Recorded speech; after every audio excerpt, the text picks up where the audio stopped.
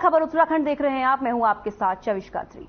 मुख्य सचिव एसएस संधू, सचिव शैलेश बगोली, सचिव खेल एवं युवा कल्याण विभाग अभिनव कुमार ने प्रेस कॉन्फ्रेंस की, जिसमें उन्होंने जानकारी देते हुए बताया कि कैबिनेट में कुल 30 मद आए। शहरी विकास विभाग के तहत नगर पालिकाओं का सीमा विस्तार किया गया, कई नगर पंचायत भी बनाए गए। नरेंद्रनगर की सीमा का विस्तार किया गया, इसके तहत 3 नगर पालिकाओं का विस्तार हुआ। इनमें 150 प्रति किलोमीटर से अधिक जनसंख्या घनत्व है। प्रेस कॉन्फ्रेंस में बताया कि चमोली के घाट मुख्यालय को नगर पंचायत बनाया गया है, साथ ही 6 गांव जोड़े गए हैं। ग्राम्य विकास विभाग के तहत बीडीओ केवल 1 लाख रुपए तय के कार्य स्वीकृत कर सकते थे, अब उनकी पावर बढ़ाकर 3 लाख की गई है। मुख्यमंत्री उच्च शिक्षा शोध योजना के तहत एक कमेटी बनाई जाएगी, जिसमें शिक्षा सचिव और आला अधिकारियों को शामिल करते हुए इनसे सुझाव लिए जाएंगे। इनमें 15 लाख तक की धनराशि स्वीकृत की जाएगी। इसमें अध्यापकों के साथ साथ छात्रों को भी शोध कार्य में शामिल किया जाएगा। इसकी अवधि 1 साल से 2 साल तक के लिए होगी। ये योजना सिर्फ सरकारी कॉलेज और विश्वविद्यालयों के लिए ही होगी।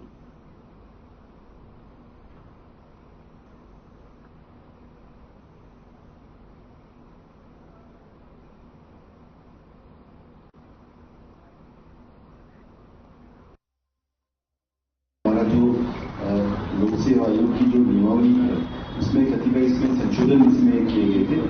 पहला संशोधन ये था कि इसमें जो हमारे जो अध्यक्ष और सदस्य हैं उनकी नियुक्ति की जो उनकी शर्तें हैं और जो प्रक्रिया है उसमें परिवर्तन प्रस्तावित किया गया है।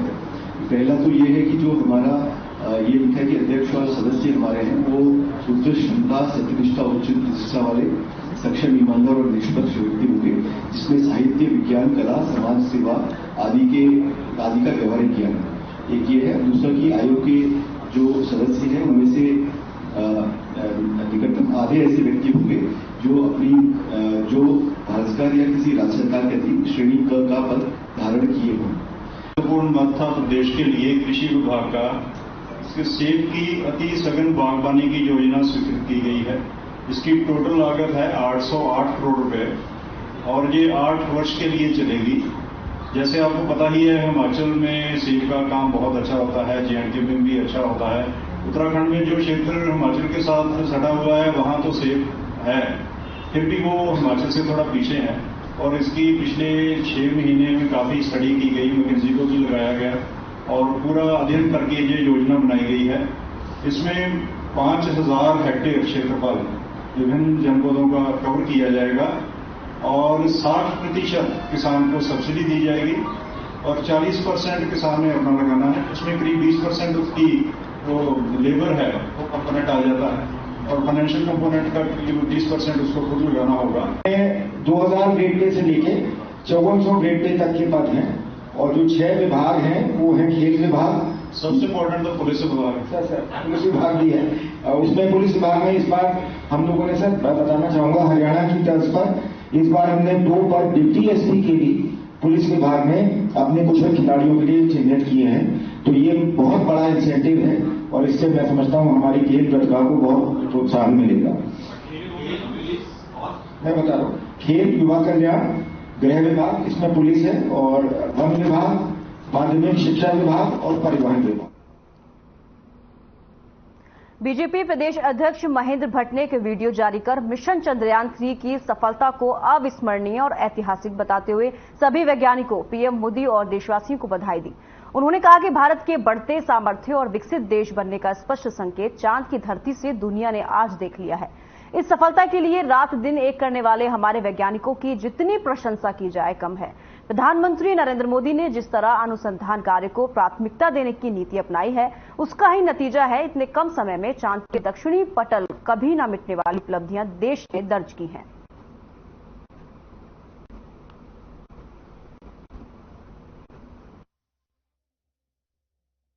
चंद्रमा के दक्षिण ध्रुव पर भारत ने चंद्रयान 3 की लैंडिंग करने के बाद पूरे विश्व के अंदर अपनी एक कीर्ति को स्थापित किया है। भारत के वैज्ञानिकों को, मुख्य रूप से इसरो के वैज्ञानिकों को मैं हार्दिक बधाई, शुभकामनाएं देता हूं।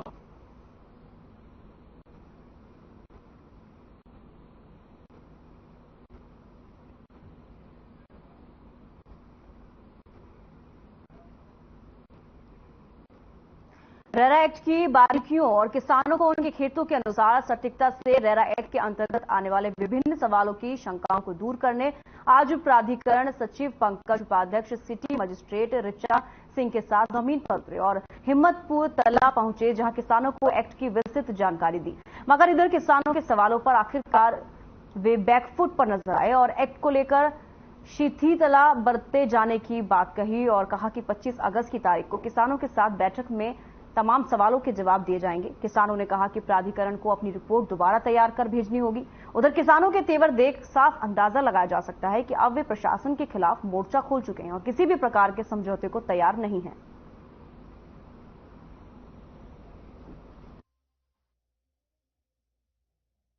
जो स्टेक होल्डर्स हैं उनके साथ बैठक हुई थी नगर निगम में, बहुत सारे विषय आए थे। कुछ लोगों ने अपने नाम और नंबर भी दिए थे कि हमारी जो ग्राउंड पर देखें, हमारी छोटी यूथ है, पतली यूथ है, इन चीजों ग्राउंड पर देखा है। कहीं कहीं समाधान दिखाई पड़ता है कि अगर थोड़ा सा प्रयास करें समाधान हो सकता है। कहीं कहीं वास्तव में दिखाई पड़ रहा है कि 1 बीघा 1.5 बीघे की उनकी जमीन है, उसमें भी अगर 4-5 टुकड़े करके काटते हैं तो उनको दिक्कत हो सकती है। तो दोनों चीजें हैं, मिक्स है। समाधान होने लायक स्थितियां भी हैं, कहीं कहीं समाधान न होने की स्थितियां भी हैं, कहीं कहीं विकसित जगहें हो चुकी हैं जिसमें से आधी संपत्तियां बिक चुकी हैं, आधी बची हुई हैं। तो हर प्रकार की स्थितियों को हमने देखा है। कहां पर कैसा समाधान हो सकता है उसके संबंध में हम निश्चित तौर पे एक रिपोर्ट तैयार करेंगे। तो बिल्कुल संतुष्ट नहीं है, क्योंकि रेरा में जो इन्होंने कानून निकाला है 30 फीट की रोड नहीं दे सकते कोई भी किसान, क्योंकि 30 फीट की चौड़ाई खेत की है ही नहीं, तो कैसे देंगे वो। सन 2005 में जब तिवारी जी मुख्यमंत्री थे उस समय भी भू अध्यादेश लागू हुआ था। हमने कहा था उस समय तिवारी जी के पास गए थे, हम 18-19 ग्राम प्रधान, हमने तिवारी से कहा था यदि आप इसको वापस नहीं लेंगे तो पूरे पानी के टैंकी में जहर घोल दीजिए और सबको मार दीजिए। कि हमने इनको दिखाया था, आप भी थे मौजूद ना, ये वहां भी सेटिस्फैक्टरी उत्तर नहीं दे पाए। दरअसल ये जल्दीबाजी में जो बनाया है रेरा और ये प्राधिकरण कानून जो है, इसमें साफ साफ वो आती है कि किसी बड़े बिल्डर को एक साथ क्लब करके जमीन किसानों की देने की तैयारी चल रही है, जिसका पुरजोर हम विरोध करेंगे। दूसरी बात, हम आपसे एक बात और कहते हैं, हम प्रेस मीडिया के माध्यम से कहते हैं, ये हमें विकास विरोधी बता रहे हैं ना, मैं दे रहा हूं इनको सोल्यूशन। ये इन्होंने अगर ग्रेडेशन करा लिया होता, पूरे हल्द्वानी शहर का ग्रेड वाइज जमीन का ग्रेडेशन करा लिया था, सेक्टर वाइज जमीनों का ग्रेडेशन करा लिया होता, सेक्टर बांट दिए होते, ग्रेडेशन बांट दिए होते, फिर जाकर कर रेरा प्राधिकरण लागू होते तो ये बवाल नहीं होता। खबर द्वाराहाट से है, जहां नगर पंचायत सभागार में वोटर चेतना महाअभियान की बैठक हुई। बीजेपी के जिला महामंत्री रानीखेत विनोद भट्ट ने वोटर चेतना महाअभियान का शुभारंभ किया। प्रत्येक विधानसभा में बीजेपी कार्यकर्ताओं को 10,000 नए मतदाता बनाने का लक्ष्य सौंपा गया। शुभारंभ कार्यक्रम में मुख्य अतिथि राकेश नेलवाल रहे। कार्यशाला को संबोधित करते हुए कहा कि 18 साल की उम्र पूरी करने वाले मतदाताओं का पहचान पत्र बनाकर वोटर लिस्ट में शामिल कराएगी। बैठक में जिलाध्यक्ष लीला बिष्ट, जिला उपाध्यक्ष सुरेंद्र सगेला आदि मौजूद रहे।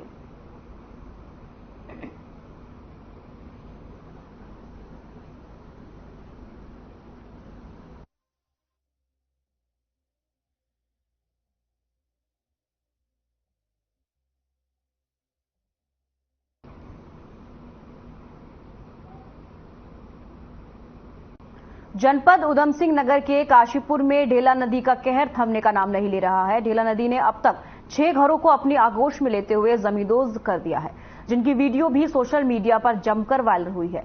उसी के बाद ढेला नदी ने एक बार फिर अपना रुद्र रूप दिखाकर लगभग 1 दर्जन से अधिक मकानों को नुकसान पहुंचाते हुए मलबे में तब्दील कर दिया है।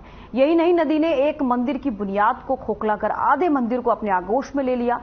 ढेला नदी के इस रूप को देखकर स्थानीय लोगों में डर का माहौल बना हुआ है और स्थानीय लोग लगातार जिम्मेदार अधिकारियों और चुने हुए जनप्रतिनिधियों से मदद की गुहार लगा रहे हैं। वहीं दूसरी ओर काशीपुर पहुंचे राज्य मंत्री और अल्पसंख्यक आयोग के उपाध्यक्ष मजहर नईम नवाब ने कहा कि पूरे प्रदेश में बारिश ने भारी तबाही मचाई। तबाही में काशीपुर के भी लोग शामिल हैं। जल्द ही ऐसे सभी परिवारों को दोबारा बसाने की सरकार की कोशिशें हैं।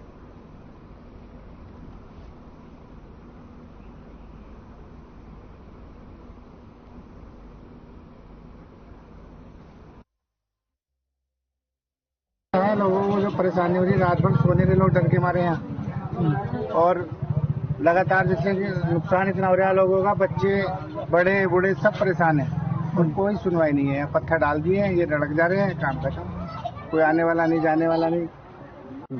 मैंने सब लोगों से संपर्क रखा है, आ रहे हैं लोग, आश्वासन देकर जा रहे हैं, कोई काम नहीं हो रहा। 3 दिन से तो कोई काम हो नहीं रहा। अब कर वो क्या, बारिश पड़ रही है, मजदूर आदमी कैसे घुसेगा अंदर। सबको अपनी अपनी जान का खतरा है, क्या करा जाए बताओ।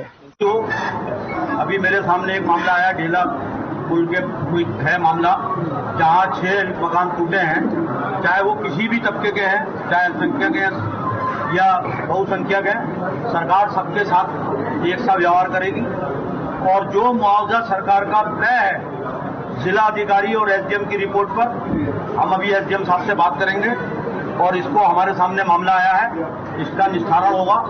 वो लोग हमसे संपर्क करें, पूरी तरीके से उनके साथ कोई अन्याय नहीं होगा, उनकी मदद होगी। क्या हमारा मकान भी खतरे में है, हमारे घर वाले बीमार पड़े हैं, उन्हें कहाँ लेके जाएंगे उठा के, तो उनसे चला नहीं आ गया बिल्कुल भी, सभी परेशान है, रात को नींद भी नहीं आती। लगातार खतरा मंडरा रहा है आपके सिरों पर, अधिकारी क्या कर रहे हैं? क्या अधिकारी आपको कोई किसी तरीके की क्या कर रहे हैं? कुछ भी नहीं कर रहा अधिकारी, कहाँ कर रहा है?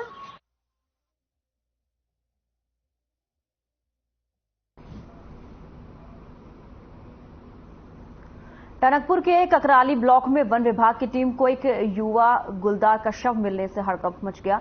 घटना की सूचना मिलते ही विभाग के वरिष्ठ अधिकारी मौके पर पहुंचे। वहीं मृत्यु का कारण जानने के लिए मौके पर ही शव का पोस्टमार्टम कराया गया।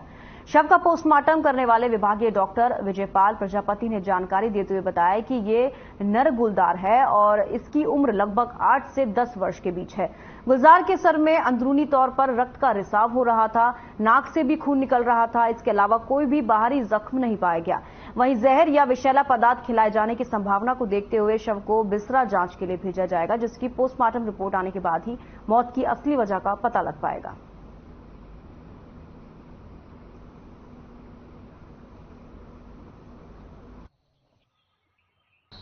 उसके नाक से ब्लीडिंग हो रही थी और उसका पोस्टमार्टम करने पर ज्ञात हुआ कि जो है उसके जो हार्ट चैम्बर है उसमें ब्लड भरा हुआ, इससे ऐसा प्रतीत होता है कि उसको इंटरनल इंजरी कोई हुई है, जिससे उसके शरीर से एक्सेस मात्रा में ब्लड लॉस हुआ है, जिस कारण उसको जो है उसकी ऑक्सीजन की कमी है और उसकी डेथ हुई। हमारी शारदा रेंज का ककराली ब्लॉक है जिसमें ये गुलदार पाया गया है मृत।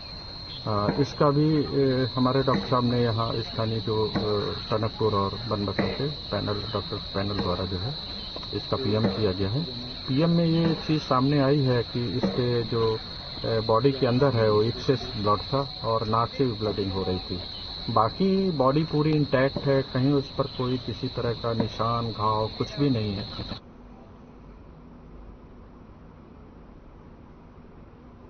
मुख्यमंत्री पुष्कर सिंह धामी ने सचिवालय परिसर में महिला स्वयं सहायता समूह के लिए बनी योजना मुख्यमंत्री सशक्त बहन योजना का शुभारंभ किया।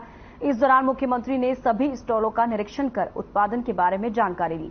कार्यक्रम के दौरान मुख्यमंत्री की पत्नी गीता धामी भी मौजूद रही। महिला स्वयं सहायता समूह द्वारा मुख्यमंत्री और गीता धामी का जोरदार स्वागत किया, तो वहीं तमाम महिलाओं ने मुख्यमंत्री व उनकी पत्नी को राखियां भी बांधी।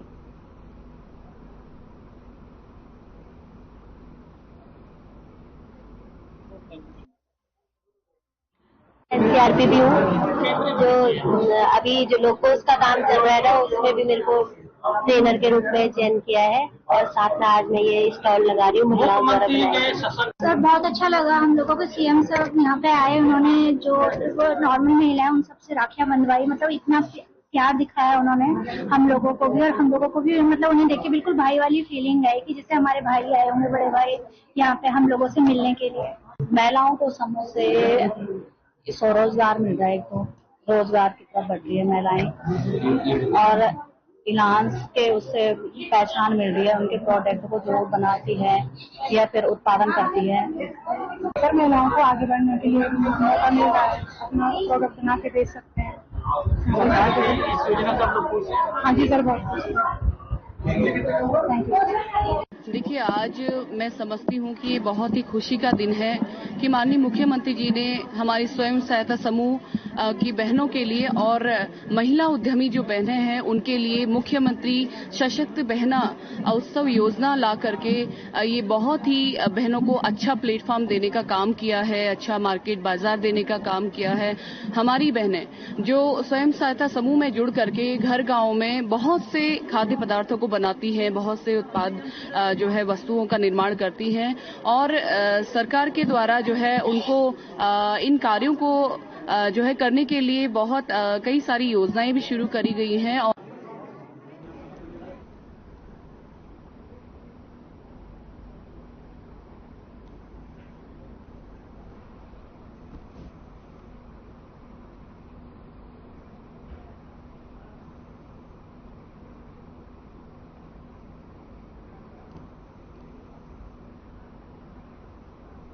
रुड़की के चंद्रशेखर चौक पर बीजेपी नेताओं और कार्यकर्ताओं ने चंद्रयान 3 की चंद्रमा पर सफल लैंडिंग होने पर जोरदार जश्न मनाया। इस मौके पर भाजपाइयों के द्वारा एक दूसरे को बधाई दी गई और भारत माता की जय और वंदे मातरम के नारे भी लगाए गए। बता दें कि चंद्रमा पर इसरो के द्वारा भेजे गए चंद्रयान 3 की सफल लैंडिंग होने पर बड़ी संख्या में भाजपाई चंद्रशेखर चौक पर इकट्ठा हुए और जोरदार जश्न मनाया। इस मौके पर एक दूसरे को भाजपाइयों के द्वारा बधाई भी दी गई है। उसके साथ ही भारत माता की जय और वंदे मातरम के नारे भी लगाए गए।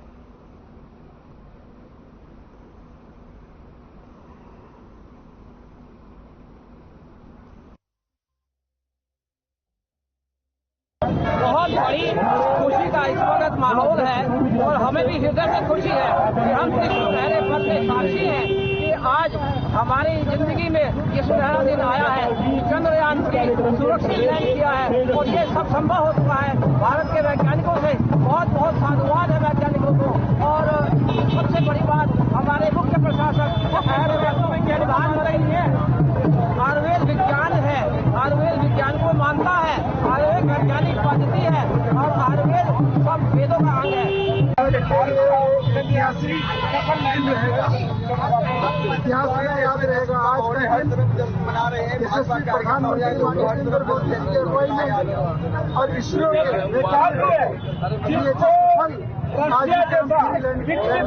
जिसका मूला अभी क्रैश हुआ था उसकी खुशी आप ऐसा घर नहीं है। जहाँ टीवी के सामने 5 बजे से लोग देख रहे थे क्या हो रहा है, क्या होगा। उस सफलता की घड़ी आई गई है और हिंदुस्तान जिंदाबाद पूरी भारत की जनता झुंड।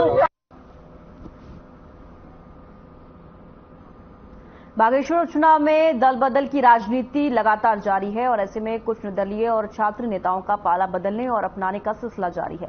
इसी कड़ी में बीजेपी कार्यालय में आयोजित कार्यक्रम को वर्चुअल संबोधित करते हुए सीएम धामी ने भाजपा में शामिल हुए नगर पालिका अध्यक्ष सुरेश खेतवाल, पूर्व ब्लॉक प्रमुख रेखा खेतवाल और बीएसपी अध्यक्ष सुंदर सियोनीवाल, सभासद नीमा द40 समेत दर्जन लोगों को अपने समर्थकों के साथ भाजपा में शामिल होने पर स्वागत करते हुए शुभकामनाएं दी। प्रभारी मंत्री सौरभ बहुगुणा, सांसद अजय टमटा, जिला पंचायत अध्यक्ष बसंती देव समेत भाजपा पदाधिकारियों और कार्यकर्ताओं की मौजूदगी में भाजपा में शामिल हुए लोगों का भव्य स्वागत किया गया।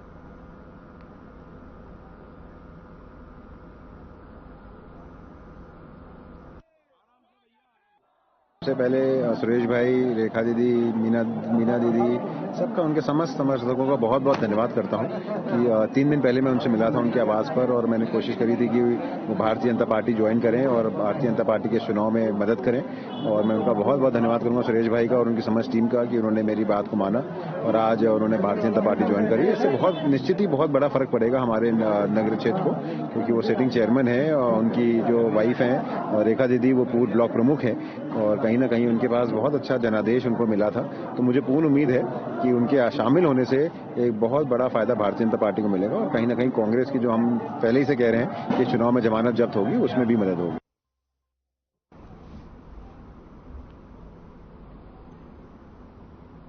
बागेश्वर के गरुड़ क्षेत्र में स्कूल जा रही छात्रा पर एक लेपर्ड ने हमला कर दिया जिसमें छात्रा के हाथ और पैरों में दांत और नाखून के गहरे निशान लग गए। फिलहाल छात्रा का इलाज अस्पताल में चल रहा है। ग्रामीणों के अनुसार भिकोट गांव के 4 स्टूडेंट्स घर से स्कूल के लिए निकले थे, तभी पहले से घात लगाकर बैठे लेपर्ड ने एक छात्रा पर हमला कर दिया। अचानक हुए इस हमले से बच्चे घबरा गए, लेकिन छात्र भास्कर परिहार ने हिम्मत दिखाई और लेपर्ड के सर पर पत्थर से वार कर उसे भागने को मजबूर कर दिया। इस पूरी घटना ने ग्रामीणों में आक्रोश है। उनका कहना है कि इसी क्षेत्र में 5 साल पहले लेपर्ड 3 बच्चों को अपना निवाला बना चुका है। इधर डीएफओ बागेश्वर का कहना है कि गांव में गश्त बढ़ाई जाएगी और जरूरत पड़ने में पिंजरा लगाया जाएगा।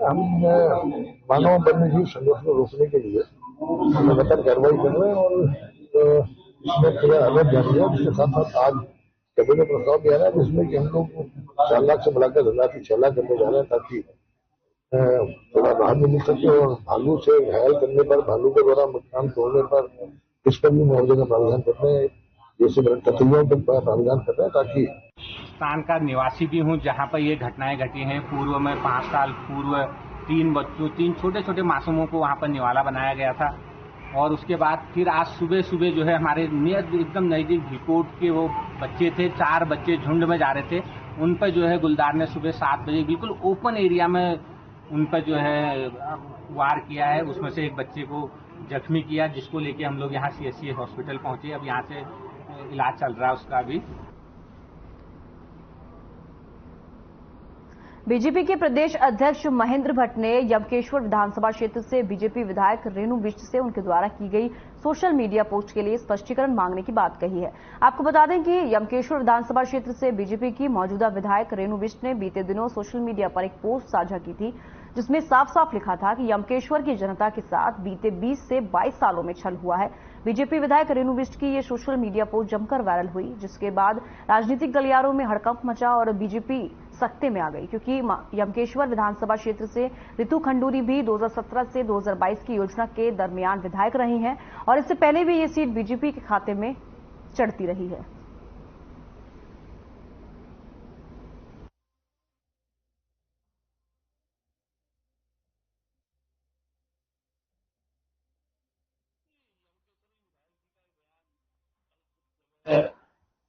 किसी माध्यम सोशल मीडिया के माध्यम से मुझ तक भी आया। हमने उस संबंध में वार्ता की बात की है।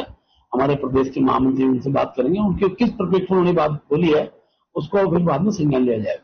देखिए, लगातार यमकेश्वर का जो प्रतिनिधित्व है बीजेपी के लोग कर रहा है।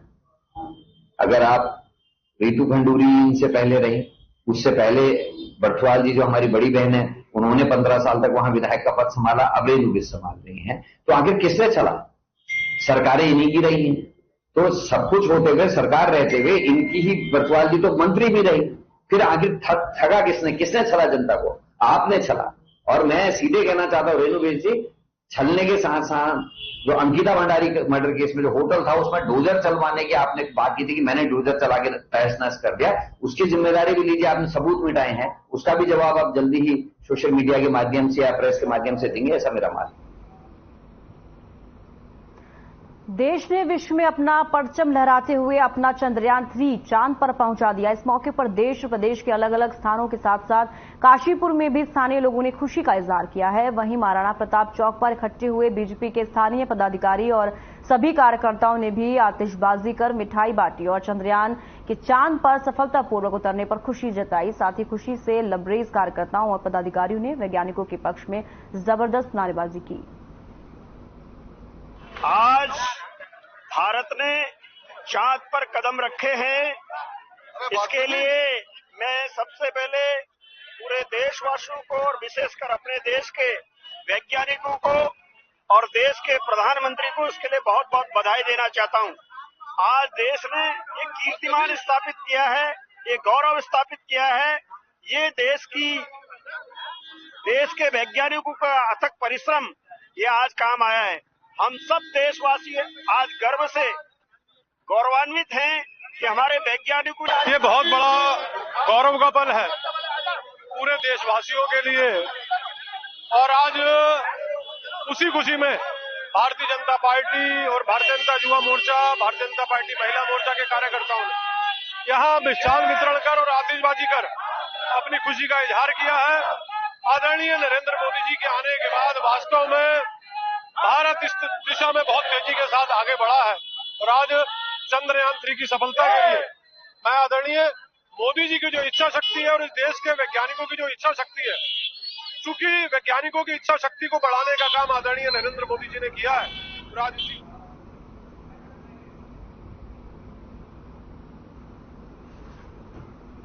फिलहाल इस बुलेटिन में इतना ही। दीजिए इजाजत। नमस्कार।